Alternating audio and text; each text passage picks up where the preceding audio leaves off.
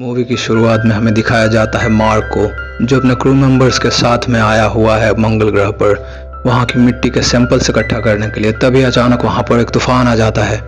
उस तूफान में एक मलबे से टकराने के कारण मार्क कहीं दूर जाके गिर जाता है।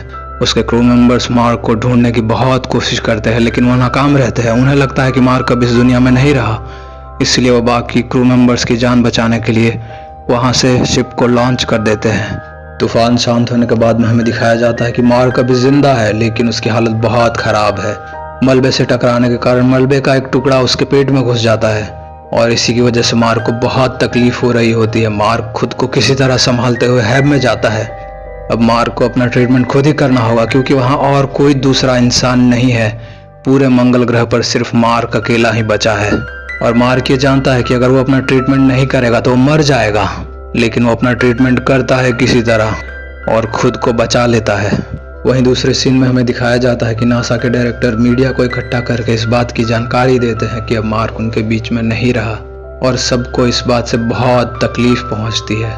मार्क ने खुद को तो बचा लिया है, लेकिन अब भी उसके पास बहुत बड़ी चुनौती है, क्योंकि उसके पास जो खाने का राशन है वो सिर्फ 300 से 400 दिनों तक ही चलेगा और मार्क को खुद को जिंदा रखना होगा 4 साल तक, क्योंकि नासा का अगला मिशन जो मंगल ग्रह पर आएगा वो 4 साल बाद आने वाला है और तब तक मार्क को खुद को जिंदा रखना होगा ताकि वो उनके साथ वापस जा सके। इसलिए मार्क फैसला करता है कि वो धरती से लाए आलू को बोएगा और उसकी खेती करेगा और वो ऐसा ही करता है।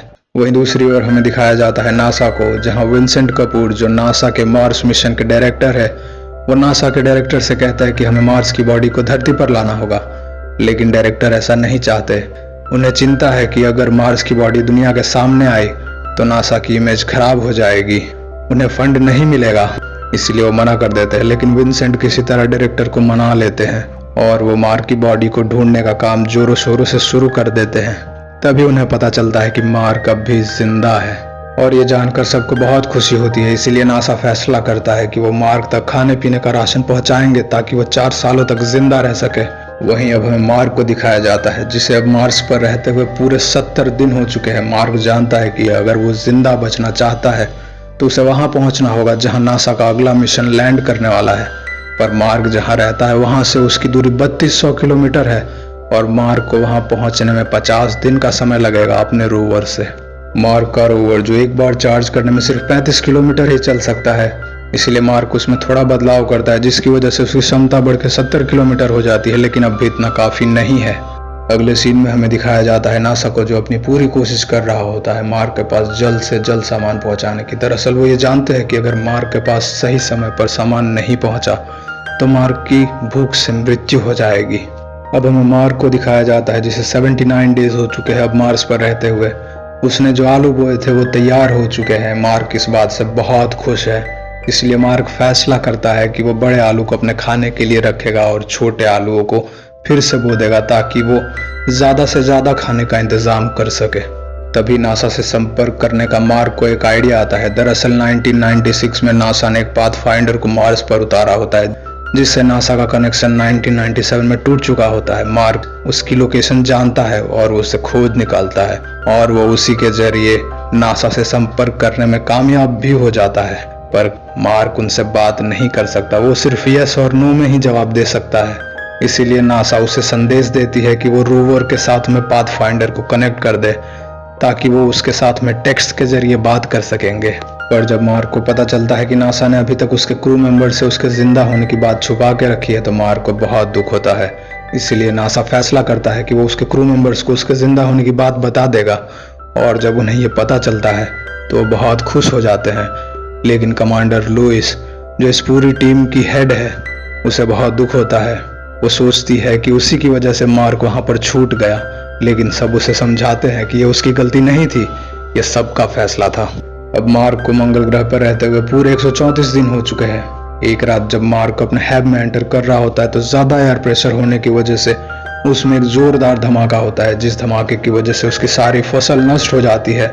इस धमाके में मार्क तो बच जाता है, लेकिन उसका सूट डैमेज हो जाता है, उसकी फसल नष्ट हो जाती है। मार्क के पास दूसरा सूट होता है, इसलिए वो उस सूट को लेकर अपने रोवर में रात काटने के लिए चला जाता है। मार्क जिंदा तो बच गया है, लेकिन वो कहीं ना कहीं अंदर से टूट चुका है। लेकिन जब मार्क का संपर्क उसके अपने क्रू मेंबर से होता है तो बहुत खुश होता है उनसे बात करके।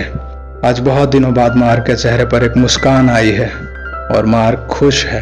अगली सुबह उठकर मार्क अपने हैब को रिपेयर कर लेता है, लेकिन वो अब फिर से फसल नहीं उगा सकता क्योंकि फसल उगाने के लिए जो भी जरूरी चीज चाहिए थी वो सब नष्ट हो चुकी है उस धमाके की वजह से। इसीलिए मार्क अब फसल नहीं लगा सकता। वही नासा अपनी पूरी कोशिश कर रहा होता है कि वो मार्क के पास जल्द से जल्द राशन पहुंचा सके। इसीलिए वो अपने रॉकेट की टेस्टिंग भी शुरू कर देता है, लेकिन रॉकेट में आग लगने की वजह से वो टेस्टिंग फेल हो जाता है और ये देखकर सब मायूस हो जाते हैं। जब ये बात मार्क को पता चलती है तो वो भी बहुत हताश हो जाता है। चाइना, जो नासा का हमेशा से राइवल रहा है स्पेस प्रोग्राम्स में, उसे ये बात पता चलती है तो चाइना ऑफर करता है नासा को कि वो उससे अपना बूस्टर देगा जिससे कि वो सामान भेजने में कामयाब हो सकेंगे। दरअसल चाइना ये चाहता है कि मार्क के रेस्क्यू मिशन में उसका भी नाम जुड़े, इसीलिए वो नासा की मदद करने को तैयार होता है। रिच पर्नेल, जो कि एस्ट्रोडायनामिक के इंजीनियर है, वो अपनी कैलकुलेशन करके नासा के अधिकारियों को ये बताते हैं कि अगर हमें मार्क को जल्द से जल्द बचाना है तो हमारे पास सिर्फ एक ही तरीका है। हमें उस स्पेसशिप को जो मार्स से लौट कर आ रहा है धरती की तरफ, उसे ही धरती का गोल चक्कर लगा के और उस तक खाना पहुंचा के हमें मार्स की ओर रवाना कर देना चाहिए। यही सबसे सही तरीका रहेगा और यही सबसे जल्दी हो पाएगा, जिसकी वजह से मार्क की जान बचा पाएंगे। और नासा इस बात के लिए तैयार हो जाता है, इसीलिए वो चाइना से बूस्टर लेकर स्पेसशिप तक खाना पहुंचा देता है और क्रू मेंबर्स इस बात के लिए मान जाते हैं, इसलिए वो खाना लेकर मार्स की ओर फिर से रवाना हो जाते हैं। अब मार्क के पास कुछ भी नहीं है करने को, इसके लिए वो अपने मिशन को पूरा करने में जुट जाते हैं, वो मिशन जो तूफान के कारण अधूरा रह गया था। अब हमें कहानी दिखाई जाती है 7 महीने बाद की, जहां मार्क को दिखाया जाता है जो अब काफी पतला हो चुका है और उसकी दाढ़ी और बाल दोनों बढ़ चुके हैं। मार्क अपने रोवर पर सारे जरूरत का सामान लाद कर निकल जाता है क्योंकि उसे उस लैंडर तक पहुंचना होगा जिस लैंडर में अगले मिशन के क्रू मेंबर्स के लिए खाना भेजा गया था। दरअसल मार्क को उस लैंडर को मार्स के ऑर्बिट तक ले जाना होगा क्योंकि स्पेसशिप मार्स पर लैंड नहीं कर सकता, इसलिए क्रू मेंबर्स तक उसे खुद ही पहुंचना होगा।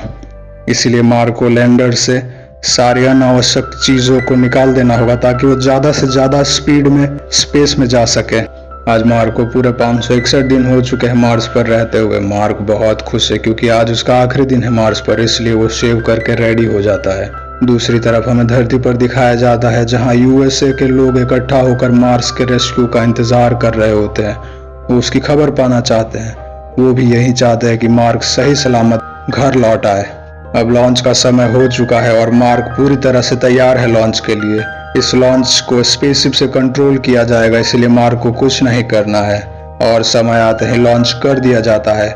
लैंडर की ज्यादा से ज्यादा स्पीड के कारण मार्क कुछ समय के लिए बेहोश हो जाता है और जब उसे होश आता है तो वो खुद को स्पेस में पाता है।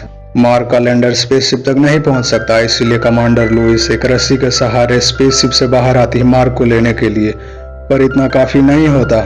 इसीलिए अब मार्क अपने सूट में छेद कर देता है ताकि सूट के प्रेशर की वजह से वो आगे जा सके, और वो ऐसा ही करता है और वो पहुंच जाता है लुइस के पास में।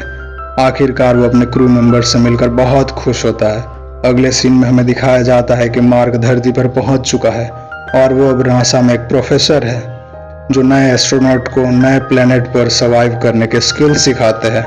और इसी के साथ में मूवी का आखिरी सीन आता है जहां हमें दिखाया जाता है कि नासा अपने अगले मिशन के लिए एक नए क्रू मेंबर्स को रवाना कर देता है।